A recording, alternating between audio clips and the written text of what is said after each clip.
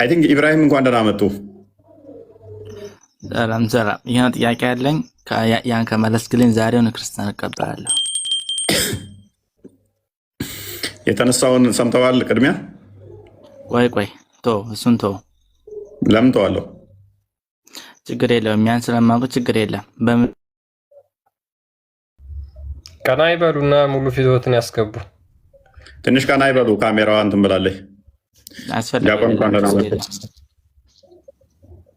እንደና ቆያችሁኝ። ፎይ ክርስቲያን፣ ዴቫ፣ ሙስሊም ወንድምና እህቶቻችን ሁላችሁንም ሰላም ብያለሁ። አይ ቲንክ ቪዲዮአቸው ስለተከፈተ የሆነ ኔትወርኩ እና ዘግተው እንትን ቢሉ ሞር አክቲቭ ይሆናል።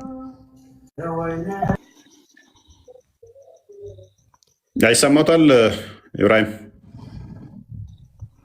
መጽሐፍ ቅዱስ ላይ ኢየሱስ ክርስቶስ አምልኩኝ ያለበት የመጽሐፍ ቅዱስ ጥቅስ አለ። ያን ከመለስክልኝ አሁንም ክርስትና እቀበላለሁ። እኔ አምልከኝ ብለህ ታመልከኛለህ? ኖ መጽሐፍ ላይ ካለ ንገረኝ፣ አሁን እቀበል። መጽሐፍ ጽፌ እንደዛ ብዬ ብሰጥህ ታመልከኛለህ? በመጀመሪያ መጽሐፉን አሳየኛ። ስለዚህ መጽሐፉን ካሳየው መጽሐፉን ከወደድከው ልታመልከኝ ትችላለህ ማለት ነው?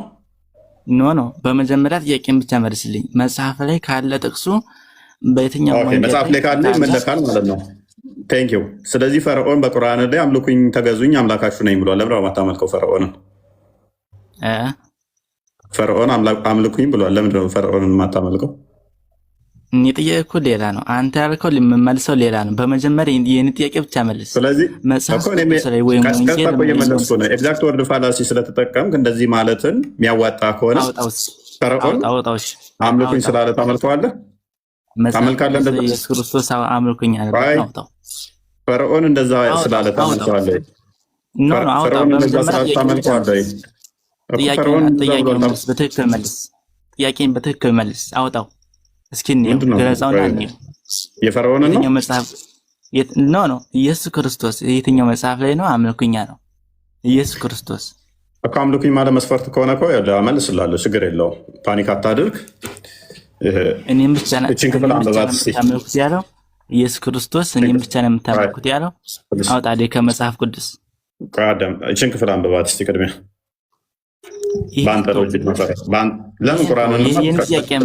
ይህንን ጥያቄ መልስ አልኩህ። አንተ የምታመልከው ኢየሱስ ክርስቶስ በመጽሐፍ ቅዱስ ላይ ወንጌል ላይ ካለ መልስ። አንብብ ይህን ክፍል እስኪ። ይህንን ጥያቄ መልስ። በመጀመሪያ ይህን ክፍል አንብብ እስኪ። ለምን ትፈራዋለህ? ይህን አስፈላጊ አይደለም። ስለ እኔ መልስ አንተ አልነገረኝም። ቁርአን አስፈላጊ አይደለም። በመጀመሪያ የአንተ መልስ በመጀመሪያ መጽሐፍ ቅዱስ ላይ የት ነው ያለው? ቁርአን አስፈላጊ አይደለም። መጽሐፍ ቅዱስ ያውጣልኝ። ቁርአን አስፈላጊ አይደለም ማለት ነው? ኖ እኔ ሳውሚት አርገሽ እንደዛ አይደለም ያልኩት። መጽሐፍ ቅዱስ ያውጣልኝ። እሺ ሚዩት አርጋውን አዳምጥ። ሚዩት አርጋ። መጽሐፍ ቅዱስ ያውጣልኝ። ግለጽ። ሀያ ሚዩት አርጋው። አሻኔ አዳምጥ። መጽሐፍ ቅዱስ ነው የምፈልገው። አዳምጥ። አሻኔ ሎክ አምላክ ነኝ አምልኩኝ ስላለ ሰንበዲ አምላክ ይሆናል ማለት አይደለም። ማለት አምላክ አያደርግም ማለት ነው። እሺ ደግ ወደ አምላኬና ወደ አምላካችሁ አድርጋለሁ ለእምይል አንድ አደባልቅ። ቆይ ጣቢያ ቀይጥ ኖ ችግር የለም። ይሄ መጽሐፍ ቅዱስ አሳየኝ። በመጀመሪያ ሰዓት አዳምጥ። ቆይ መጽሐፍ ቅዱስ ላሳየኝ። ያን ተረት አልፈልግም።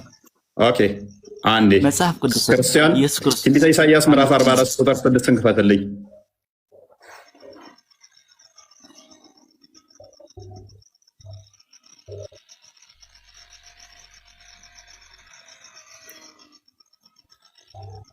ይህን ክፍል አንብበው እስኪ። አንብበው። መጽሐፍ አይደለ እንደ አንብበው። ለምን ታፍርበታለህ? አንብብ እንዴ። ምን አሳፈረኝ? እኔ አንብበው እስኪ። የከይት ሳመጣ ለምን ስትጨማቅቃለህ? አትደበቅ፣ አንብብ። እኔ ማንንም አልፈራም። ኦኬ እንደዚህ ይላል መጽሐፍ ቅዱስ። የእስራኤል ንጉሥ እግዚአብሔር የሚቤዥ የሰራዊት ጌታ እግዚአብሔር እንዲህ ይላል፣ እኔ ፊተኛና እኔም ኋለኛ ነኝ፣ ከእኔ ሌላ አምላክ የለም ይላል። ፊተኛና ኋለኛ የሚባለው አምላክ ነው አይደለም? ወንድማችን ኢብራሂም፣ አቤት። ፊተኛና ኋለኛ የሚባለው አምላክ ነው አይደለም? እኔ ነኝ ይላል። ፊተኛ ነኝ እኔም ኋለኛ ነኝ፣ ከኔ ሌላ አምላክ የለም ይላል። ስለዚህ አምልኩኝ እኔም ብቻ የምታመልኩት በጥርስ አድርጋችሁ እኔም ብቻ አምልኩኝ አይልም እኮ ይሄ ከኔ ሌላ የለም እያለህ ነው። ቆይ ተረጋጋ፣ ፓኒክ አታርግ። እኔን አምልኩኝ እኮ አላለም ብሮ እኔን አምልኩኝ እኮ ይሄ እኮ አይደለም እኮ የሚለው እኮ አምልኩኝ ማለት ምን እንደሆነ ታውቃለህ? ከኔ ሌላ አምላክ የለም ማለት ምን ማለት ነው? እሺ ደግ እንግዳ ወደ አምላኬና ወደ አምላካችሁ አድርጋለሁ ይላል። አይ አትሩጥ፣ መሐመድ አይሻ ጋር እንደሮጠው አትሩጥ፣ ተረጋጋ። ሉክ እግዚአብሔር ምን አለ? የሚቤዥ ሰራዊት ጌታ እግዚአብሔር እንዲህ ይላል፣ እኔ ፊተኛ ነኝ፣ እኔም ኋለኛ ነኝ፣ ከኔ ሌላ አምላክ የለም። ስለዚህ ፊተኛና ኋለኛ የሚባለው እርሱ አምላክ ነው። አምላክ ማለት የሚመለክ ማለት ነው። ዲስ ዱድ ይህንንም አያውቅም። ሱራ 57 ቁጥር 3 ክፈትልኝ። ይህ ታይትል ከፈጣሪ ውጭ ማንም ሆልድ ሊያደርገው አይገባም። ፊተኛ ኋለኛ የሚባለው ለአምላክ ብቻ የሚሰጥ ነው። እርሱ ፊትም ያለ ኋላም ቀሪ ግልጽም ስውር ነው፣ እርሱ ነገሩን ሁሉ አዋቂ ነው ይላል። ኢብራሂምና ተመለስ። ይሄ ለማን ነው የሚሰጠው? ኢብራሂም ተመለስና ተመለሱ። ሶሪ ትልቅ ሰው ናት። ተመለሱ። ቋሚት አድርጋ ነው ማመድ። ኢብራሂም ተመለሱ።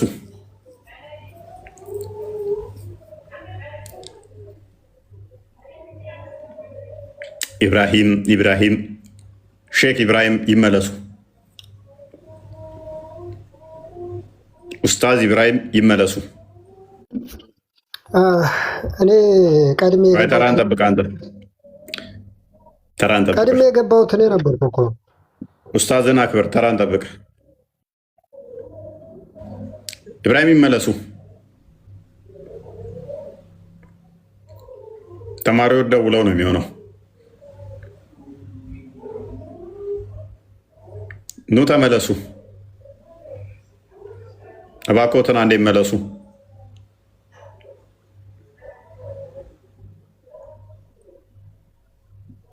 ኢብራሂም ይመለሱ። እባክዎትን አንዴ ይመለሱ።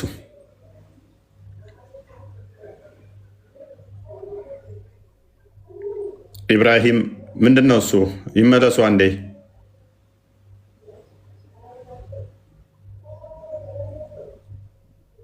ኤኒዌይስ ቁርአን ሙሐመድ ኮረጀና እግዚአብሔር ለባህሪው አዳምጥ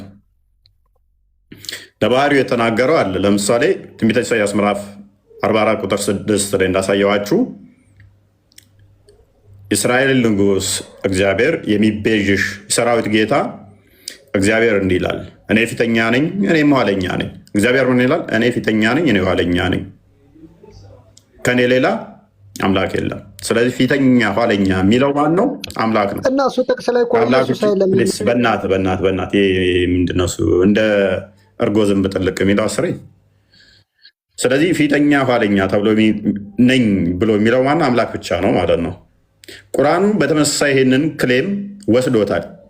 ቁርአኑ ምን አለ? ፊተኛ ኋለኛ የሚባለው አላህ እንደሆነ ወሰደው ማለት ነው። ምን አለው? እርሱ ፊትም ያለ ኋላም ቀሪ ግልጽም ነው። ፊት ያለ ኋላ ቀሪም ግልጽም ስውርም እሱ ነው አለ። ይህም በተመሳሳይ ዮሐንስ ራዕይ ምዕራፍ 1 ቁጥር 17 ና ክፈተው። ለአምላክ ብቻ ይሄ እንደሚነገር ተስማምተናል። ኦኬ፣ አምላክ ብቻ ይሄን እንደሚል ተስማማ። መልካም።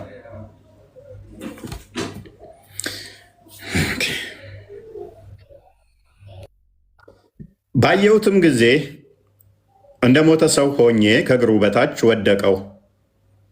ቀኝ እጁንም ጫነብኝ፣ እንዲህም አለኝ፣ አትፍራ፣ ፊተኛውና መጨረሻው ሕያውም እኔ ነኝ። ማን ያለው? ባየሁትም ጊዜ ቀኝ እጁን ጫነብኝ። ባየሁትም ጊዜ እንደ ሞተ ሰው ሆኜ ከእግሩ በታች ወደቀው። ቀኝ እጁንም ጫነብኝ፣ እንዲህም አለኝ፣ አትፍራ፣ ፊተኛውና ዋት መጨረሻው ሕያውም እኔ ነኝ። ኢብራሂም ተመለሱ። ኢብራሂም ድብቅ ይላሉ ስጠራቸው። ና ይሰሞታል። ይኸውና ደግሞ አንድ ጥያቄ እኔ አምላክ አይደለሁም ያለበትን ልንገርህ።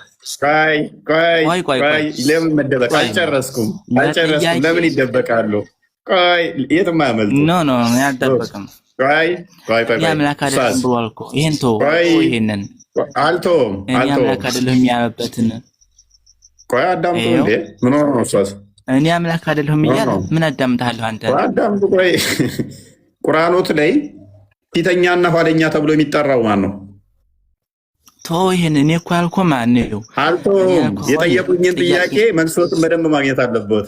ፊተኛና ኋለኛ የሚባለው ቁርአን ኡስታዝ ምን ሆነ ነው? ጥያቄ ተመለስክልኝ። ክርስትና ጠበቀ ቀባለሁ። እኔ አምላክ አይደለሁም እያለ እኔ አምላክ አይደለሁም እያለ ነው። ተው ትልቅ ሰው ነው። ተቆራፉ አራፉ እንጂ ኖ እኔ አምላክ አይደለሁም እያለ ዮሐንስ 14 ላይ እናንብበው እስኪ ፕሊስ። ቆይ አይሩጡ። ምንድን ነው እሱ የሚያስቸኩሎት? አሁን የጠየቁትን ብቻ መልሱ። አንዴ ቁርአኑን ክፈተው። ሱረቱ ሐዲድ ላይ ሱረቱ ሐዲድ ወይንም ሱራ 57 ቁጥር 3 ላይ ፊተኛና ኋለኛ ተብሎ የሚጠራው ማን ነው? አምላክ አይደለሁም እያለ እኮ ነው መጽሐፍ። አላህ አምላክ አይደለሁም እያለ ነው ማለት ነው። እናመሰግኖታለን። ኢየሱስ ክርስቶስ ነው ያልኩህ። እናመሰግኖታለን። ይኸው ፊተኛና ኋለኛ የሚለው አዳምጡ። ፊተኛና ኋለኛ እያለ ነው ላችኋል። አምላክ አይደለም እያሉ ጥያቄ መልሰው። ፊተኛና ኋለኛ ማን ነው? ኢየሱስ አምላክ አይደለሁም እያለ እኮ ነው። ወደ ስምና ናግባ። ችግር የለውም። እሱ መልሱሎታል። አምላክ አይደለሁም ማለት ምን ሆኖ ነው? ጤናም ይሉት እንዴ? ኢየሱስ አምላክ አይደለሁም እያለ ይሄ እኮ ይሄን ተው። ስለዚህ አንተ መጠየቅ አትችልም። ጤናም የለውም። ግን ጤነኛው ነው። ቅድሚያን መልሱ። ፊተኛና ኋለኛ የተባለው መሐመድ ነው ወይንስ አላህ ነው? የኔን ጥያቄ እኮ አልመለስክም።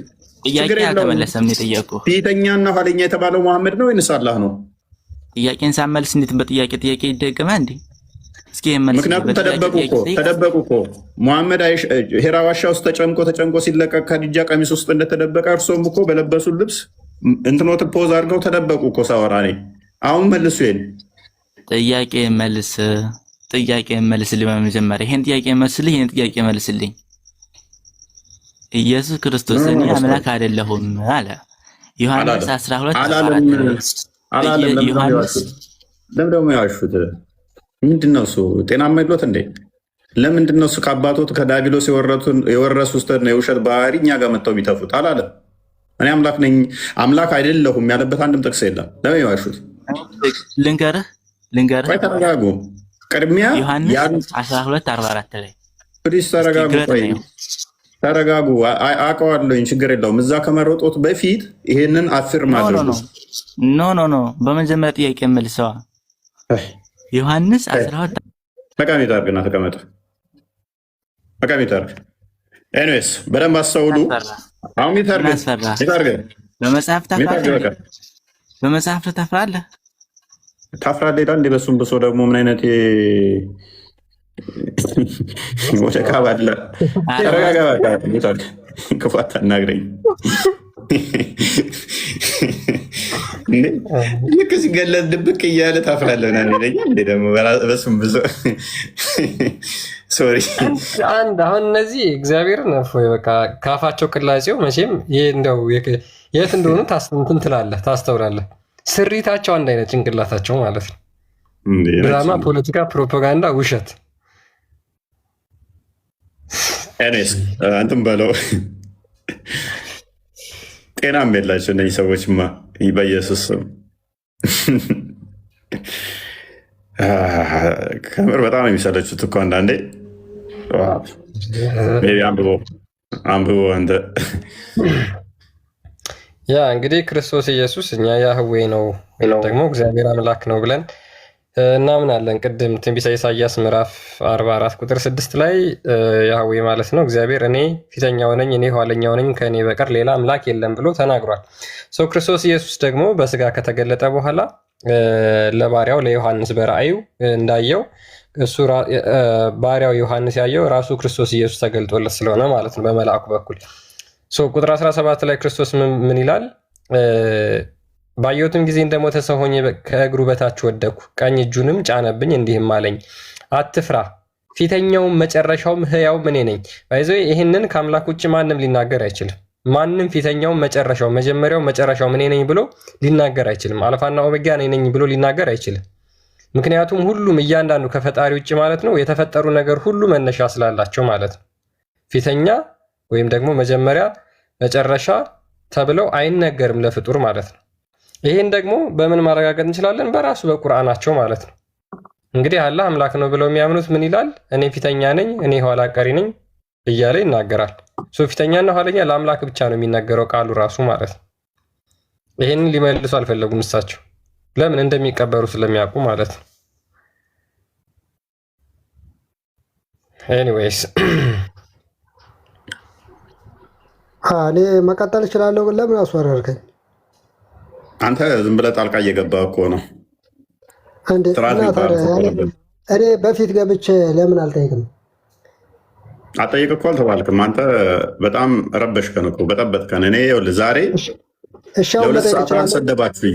አሁን ጭንቅላቴ ራሱ እየሰራ አይደለም። በቃ አሰከራችሁኝ በስድብ። አንድም ሰው አልተሳደብኩም። እኔ ማንም ተሳደብኩ? እስኪ ዛሬ ሰደቡኝ ነው ያልኩት። ሁለት ሰዓት ከገባው ጀምሮ እስከ 5 አይመለከተኝም። እኔ አይመለከተኝም። ወንድሞች አይደሉ እንዴ?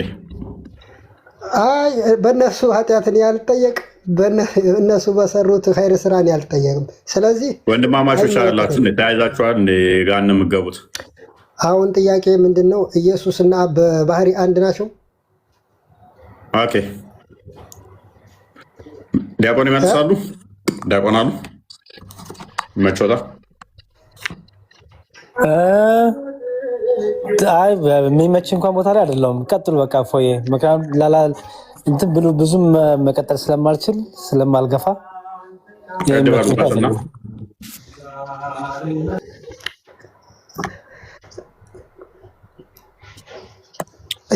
ኢየሱስ በምድር ላይ ሲመጣ ማለት ነው እንደ ጸለየ ከሞት ሊያድነው እንደ ጮኸ ምናምን እናያለን። ያ ባህሪ አሁን ለአብ አለው ብለህ ታምናለህ? ወልድ ከአብ ጋር በባህሪ አንድ ናቸው ወይ? ያ ምክንያቱም ዕብራውያን ምዕራፍ 1 ቁጥር 2 አንዴ ክፈተው።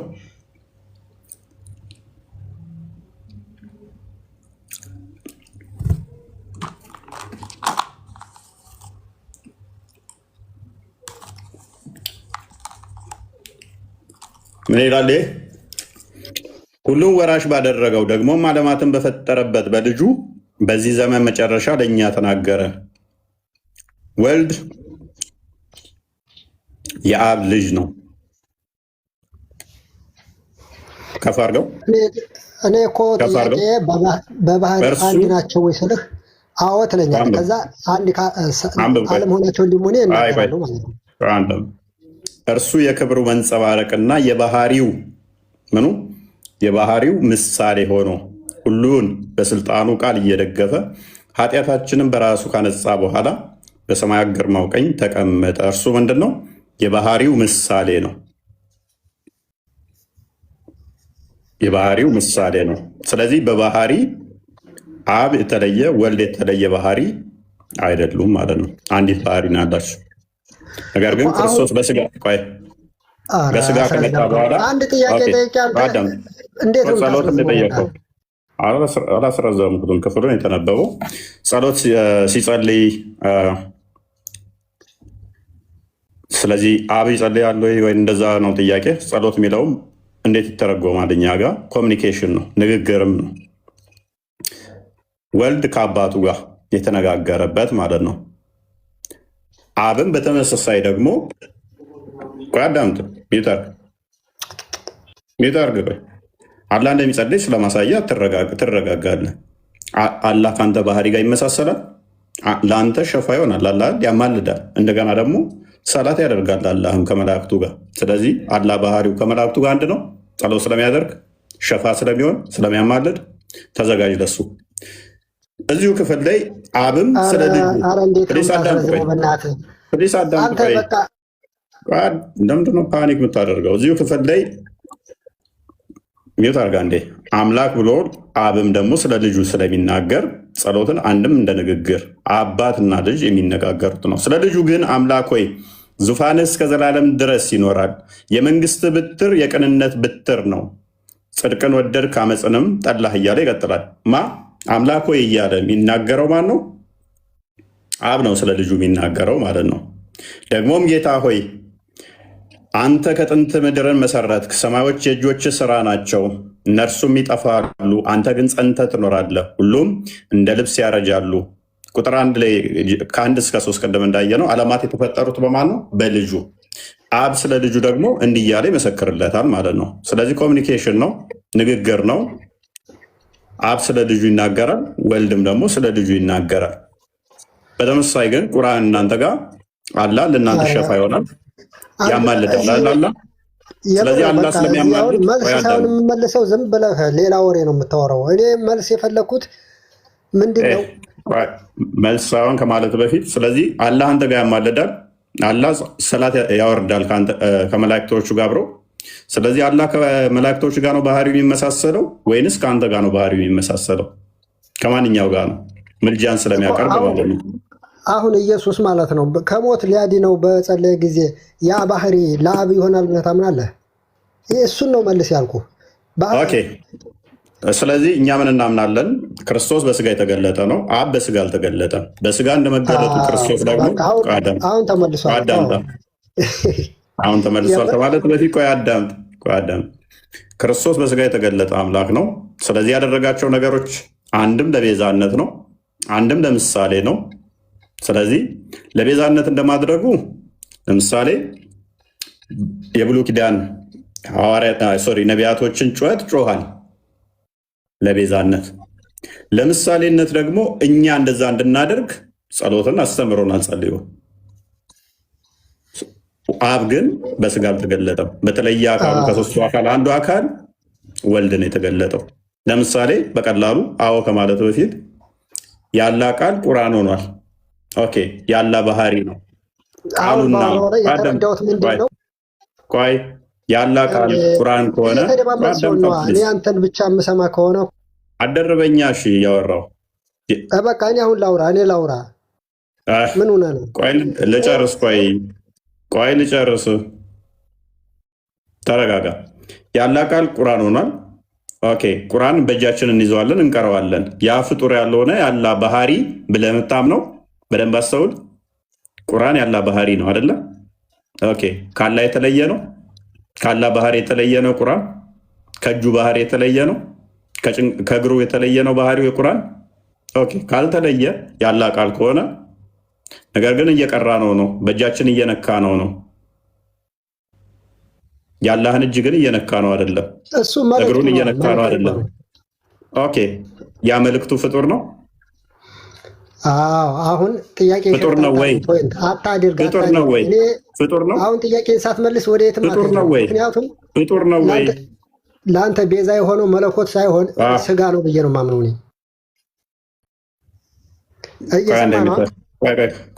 አዳምጥ።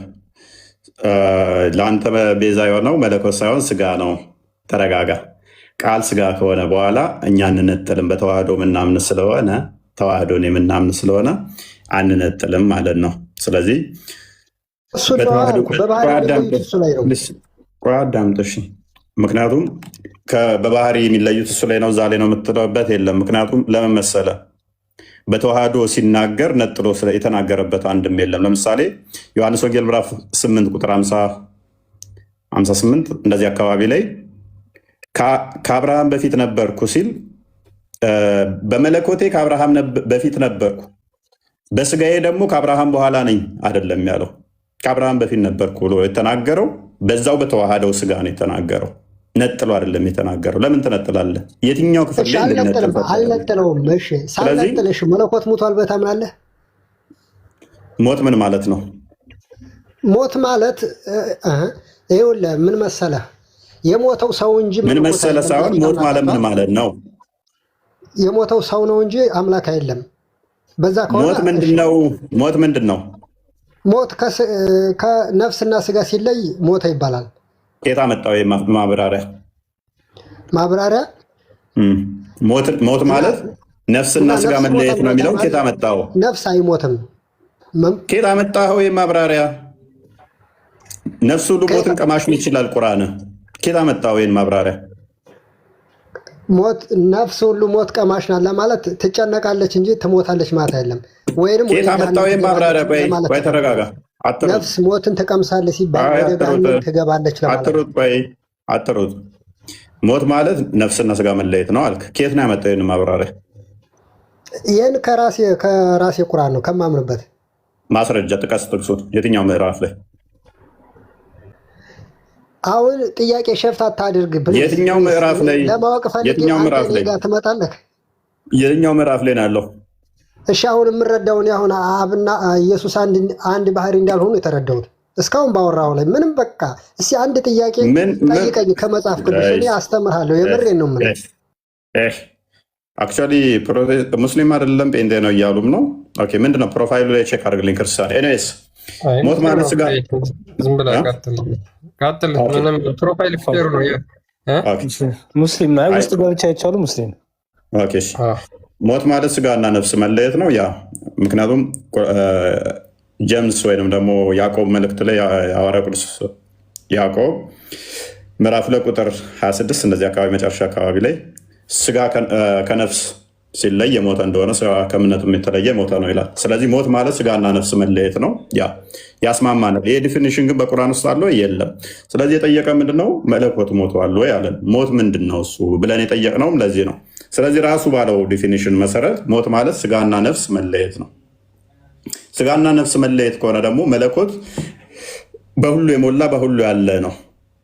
በሁሉ የሞላ በሁሉ ያለ ነው። ስለዚህ ሞት የሚነገረው ለምንድን ነው? ስጋና ነፍስ መለየት ከሆነ ክርስቶስ ሞተ ስንል ስጋው ከነፍሱ ተለየች ማለት ነው። መለኮትስ በሁሉ የሞላ ነው። መዝሙረ ዳዊት ምዕራፍ 139 ቁጥር 7 እንደሚናገረው በሁሉ እንዳለ ይናገራል። እርሱ መንፈስ ነው፣ በሁሉ ያለ ነው። ስለዚህ ሞተ ስንል በስጋ ሞተ፣ በመንፈስ ሕያው ሆነ ስንል ስጋው ከነፍሱ ተለየች ነው። ነገር ግን ለክርስቶስ ታዲያ ሞተ ስንል መለኮትንስ እንዴት ነው ሪፈር የምናደርገው ካል በስጋ ሞተ ስንል ለመለኮት እየተናገር ነው። በስጋ ሞተ ስንል ለመለኮት እየተናገር መለኮትን ተዋህዷልና እሱ በስጋ ሞተ። መለኮት በባህሪው የማይሞት ነው። መለኮት በባህሪው ማይሞት ስለሆነ በስጋ ሞተ ተብሎ ግን ይነገርለታል ማለት ነው። ስለዚህ አሁን መለኮት አልሞተም፣ የሞተው ሰው ነው ብዬ ነው ማምነው ማለት ነው። በስጋ ሞተ እንትን አድርግለት ፎዬ ክርስቲያን አንዴ ቆላሴስ 2:9 እንክፈትለት አንዴ። መሐመድ ነው ስምህ? እኔ ሙስሊም ነኝ አልሐምዱሊላህ። መሐመድ ይባላል። ችግር የለውም። እሺ ስምን ለማወቅ ፈልጌ ነው። መሐመድ ለምሳሌ ኃጢአት ስትሰራ በስጋክ ነው በነፍስ ነው ኃጢአት የምትሰራው? የምሰራው ነፍሴ ናት ኃጢአተኛ የምትሆነው ስጋ አይደለም። ኃጢአት ስትሰራ ነው ያልኩት። ኃጢአት ስትሰራ በነፍስ ነው በስጋክ ነው የምትሰራው? የምሰራው በአካሌ ልሰራ እችላለሁ፣ በመናገር ልሰራ እችላለሁ እኮ። ይሄ መናገር አሁን አንተ የስጋን የነፍስ ውህር ነው አይደለ? ስለዚህ የምትሰራው ኃጢአት ይሄ ለስጋ ይሄ ለነፍስ የተባለ ይከፈላል። አሁን ስትሰራው በስጋም በነፍስም የምትሰራው በስጋ ነው በነፍስ ነው ብላ አከፍለው ማለት ነፍስ ከስጋ ተዋህዳ ስላለች ነፍስና ስጋ ተዋህዳ ስላለች፣ ስለዚህ ለነፍስ የተነገረው ለስጋ ተነገረ፣ ለስጋ የተነገረው ለነፍስ ተነገረ። ነፍስ መዋቲ ባትሆንም በባህሪው የምትሞት አትሆንም። ግን ኃጢአት መስራት የስጋ ባህሪ ቢሆንም ግን ከስጋ ጋር ስለተዋህደች ልክ ነፍስህ ኃጢአት ሰራች ተብሎ ተነገረለት አይደለ? በጣም ጥሩ። እሺ አሁን ይሄን እናንበው። ምን ይላል መሰለ? ቆላሴስ 2:9 ላይ ነው የምናነበው። እሺ ምን ይላል? ይቅርታ ፎዬ ካቋረጥኩ ግን በእርሱ የመለኮት ሙላት ሁሉ በሰውነት ተገልጦ ይኖራል ይላል። ስለ ክርስቶስ ነው።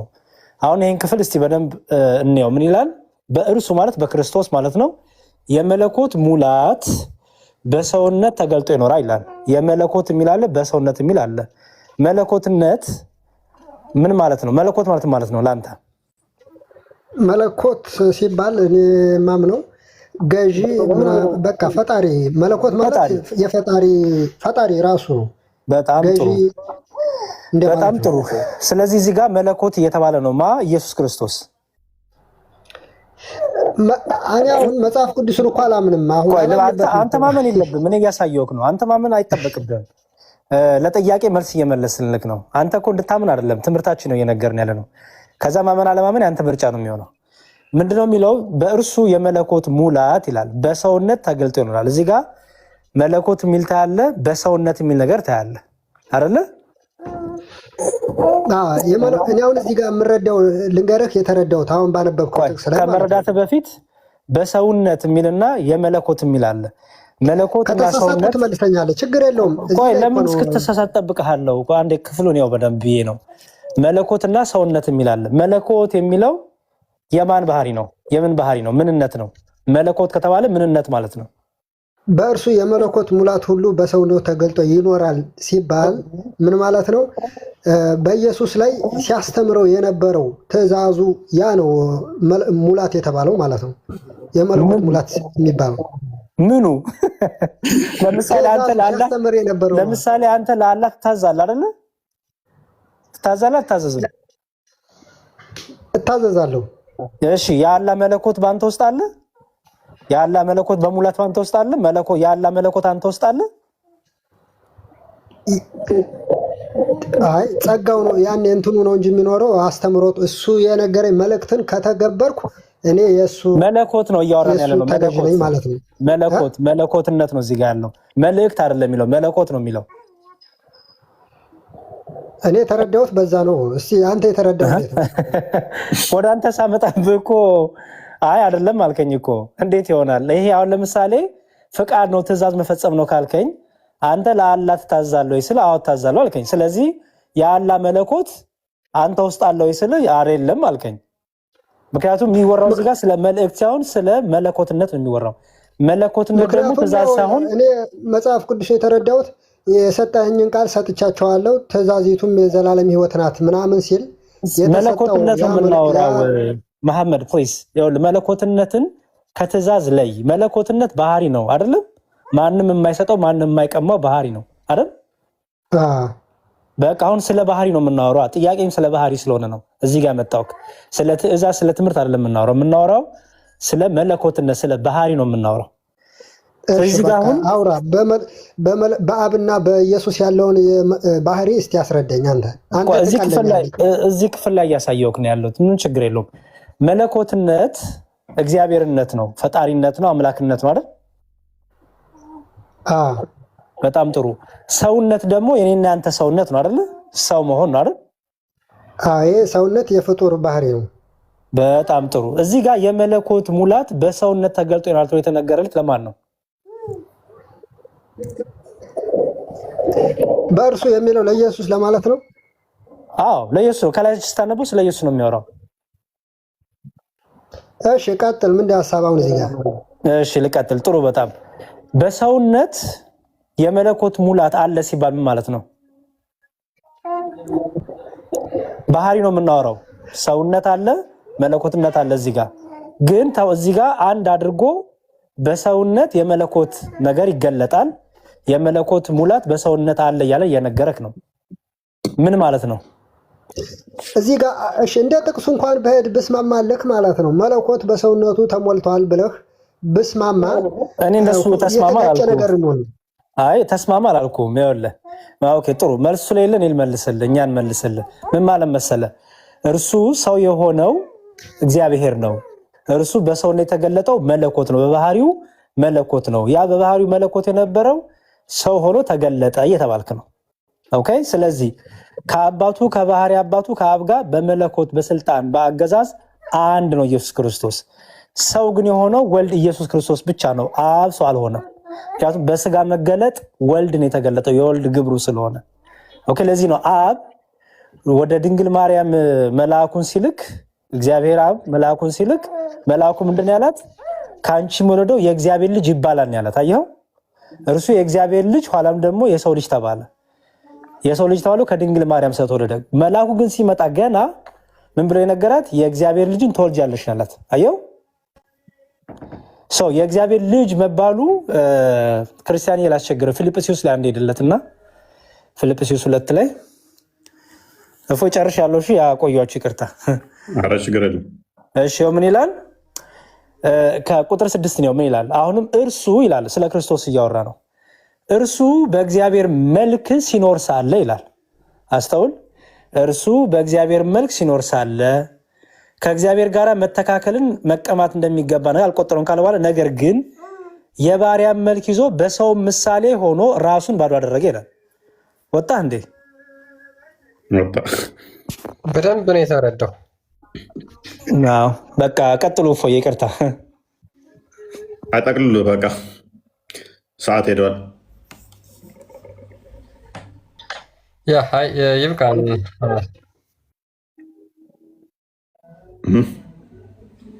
አይ ቲንክ ሰዓትም ስለሄደ ይብቃን። 7 ሰዓት ሊሆን ነው።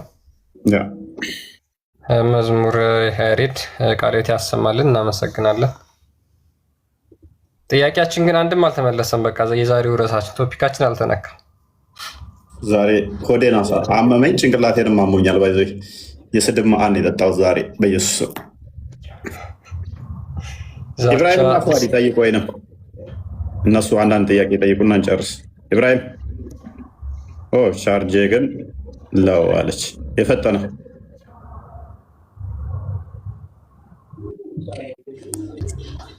ነገ ይጠይቃሉ። ካልሆነ እኔ ዮሐንስ እንትን ላይ ዮሐንስ ምዕራፍ ላይ መጀመሪያ ቃል ነበረ ይላል።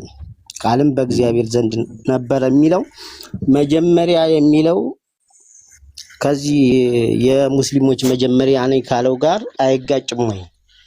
ምክንያቱም መጀመሪያ ሲባል ፈጣሪ መጀመሪያ አለው ወይ ነው። ሙስሊሞች ምንድነው አንተ እምነትህ? ሙስሊም ነኝ ግን አንዳንዴ ሰባለሁ እነዚህ ጥሮችን። ኦኬ ከሙስሊሞቹ ጋር ማለት ምን አገናኝተው ነው? ሱራ 6 ከ163 ጋር አገናኝተው ነው? አዎ የሙስሊሞች መጀመሪያ ነኝ አላ። ኦኬ የሙስሊሞች መጀመሪያ እኮ ያ ደግሞ በመጀመሪያ ቃል ነበረ ሆነ። ኦኬ ምኑ ነው ግጭት? አይጋጭም ወይ? ሁለቱ ያልከው አልገባኝም። የሁለቱ ግጭት ማለት አይ መጀመሪያ የሚለው ለፍጡር አይደለም ወይ ነው? መጀመሪያ የሚባል ፈጣሪ መጀመሪያ እና መጨረሻ አለው ወይ በሚለው። ኦኬ ለምሳሌ ኦኬ መጀመሪያ አለው ወይ? ፊተኛ እና ኋለኛ የሚለውን አንጻራዊ ነው አይደለ? አዎ እሱማ በእስልምናም ስንሰማ ፊተኛ ከነብዩ መሐመድ በፊት ፊተኛ ኢሳ ነው ይላሉ። ኋለኛ ደግሞ ተመልሶ እንደሚመጣ ያ መጀመሪያ እንደሚለው ፊተኛና ኋለኛ የሚለው ለፍጡር ነው የሚነገረው ወይንስ ለፈጣሪ ነው?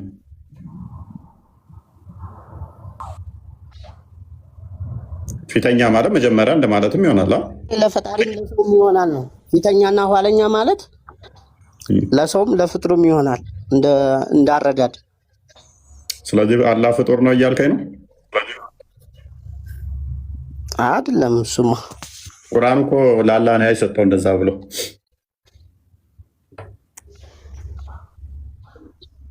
ቁርአንና እንደ ክፈትለት ለአላህ ነው የሰጠው። ላሳይህ።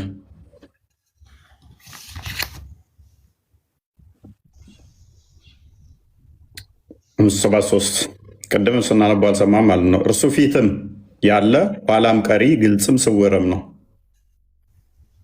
ለፍጡር ነው የሚሰጠው ያልከው፣ ለአላህ ነው የሚሰጠው ለፍጡር ነው የሚሰጠው?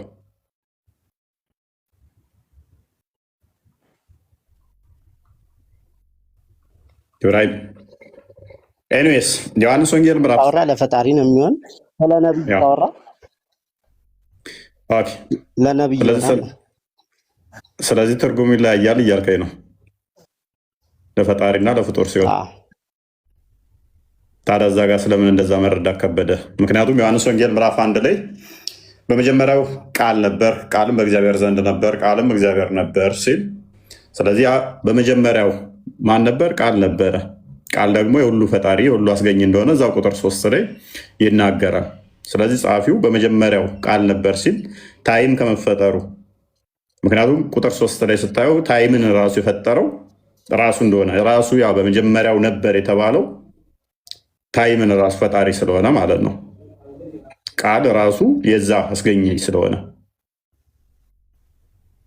አገኘኝ። ስለዚህ ቃል ፈጣሪ እንደሆነ ራሱ እዛው ክፍሉ ይናገራል። አስቀድሞ የነበረ መሆኑን ለመጠቆም ነው። ምንም ሊገበኝ አልቻለም። ሁለተኛ ነገር ደግሞ ትክክለኛ ያልገባ ምኑ መጨረሻ ላይ ነብይ ተላከ። ቆይ በመጀመሪያው ቃልም ነበር። ቃል በእግዚአብሔር ዘንድ ክፍሉን አንዴ ክፈተው።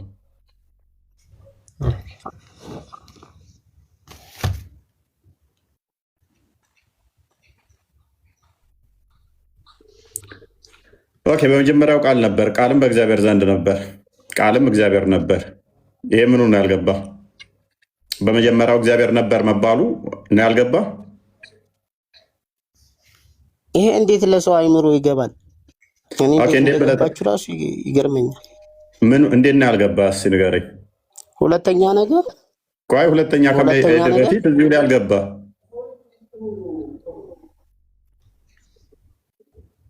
አረ የሚገባ አይደለም። ምኑ ነው ያልገባ? ያልገባ ምኑ ነው? ቆይ ትርጉሙ ቋንቋው ራሱ ትክክለኛ ቋንቋ ነው እርሱ የተባለው ቃል ነው አይደለ እኮ። ይሄ ቃል ከፈጣሪ መጀመሪያ ነው ወይስ ከእግዚአብሔር መጀመሪያ ነው ወይስ ኋላ? እኔ እኮ ያልገባኝ ነገር። ኦኬ አካል ብለን ነው ምናምነው። አምላካችን ቃል አለው። ቃሉ አብ ባለበት ሁሉ ልቡ ባለበት ሁሉ ቃል አለ። ልጁ ብለን እንጠራዋለን። የባህሪ ህይወቱ መንፈስ ቅዱስ ባለበት ሁሉ አለ። ያለ ህይወቱ የኖረበት የለም ብለን ነው ምናምን። ስለዚህ ሶስት ስንል ህይወቱን ነው፣ ልቡን ነው፣ ቃሉን ነው።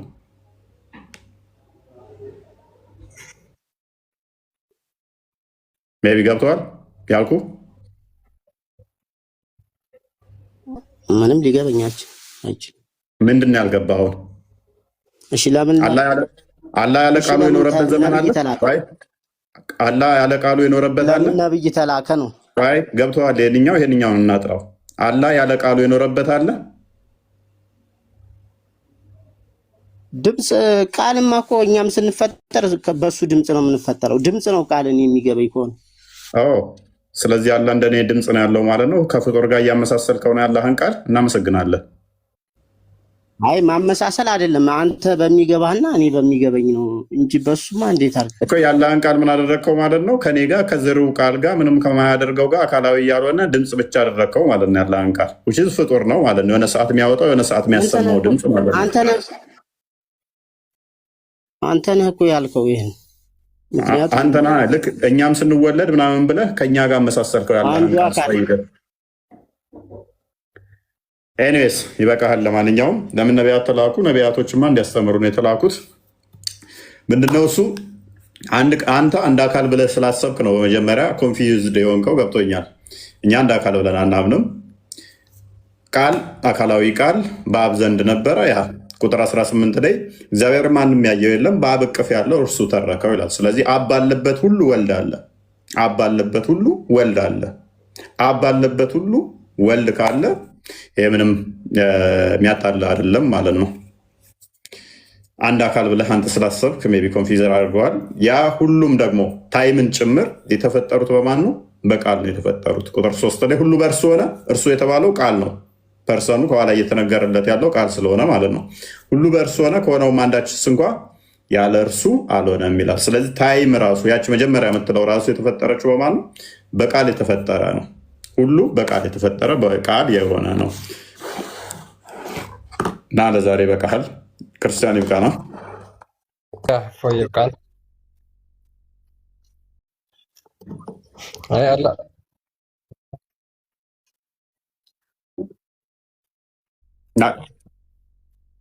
ምን አገናኘ ከመጀመሪያ ሙስሊም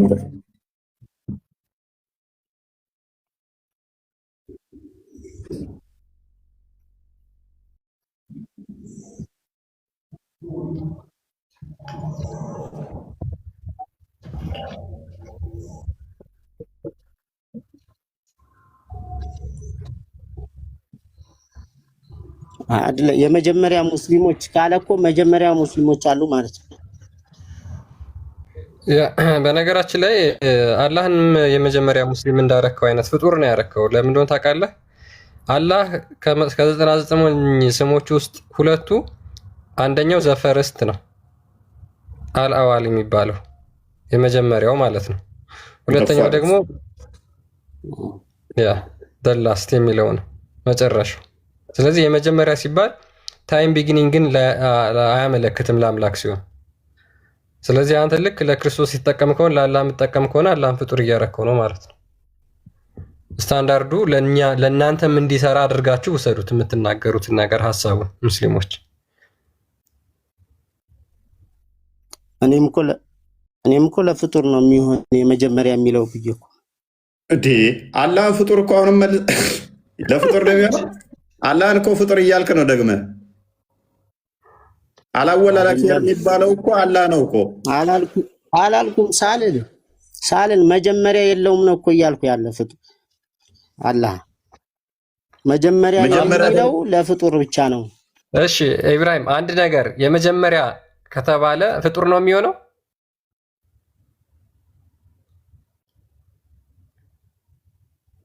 የመጀመሪያው ተብሎ ከተጠራ እንዴት ነው መረዳት የሚቻል? እንዴ አንተ እኮ ነው ደስ ይላል እንደኛ አበባልና እንደፈጣሪ የመጀመሪያው በቃ። አይ ኢብራሂም፣ አሁን አላህ የመጀመሪያው ነው አይደል ይባላል አይደል ወይስ አይባልም?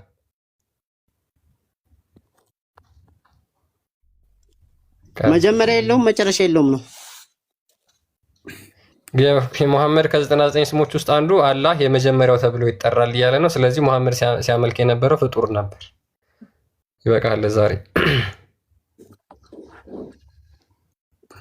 ኦራይት እናንተ ሰዎች ደህና ደሩ አይሻልም? አይበቃችሁም? አበቃ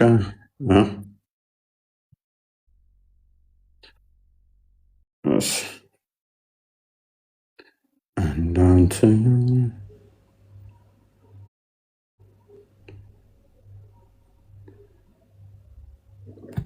በየ7 ሰዓት አደረጋችሁት እኮ እኔ በጊዜ እወጣለሁ ብዬ ቻርጀር የራሱ 7% ገባኝ። ከ100% 7% አመጣችኋት። መጠጣችኋት 9% መጠጣችሁ። ቻርጀሬን አለው። ዛሬ ግን ጭንቅላቴን ያዞሩኝ። በየሱስም 2 ሰዓት ሙሉ እኮ ስድብ ነው የጠጣሁት።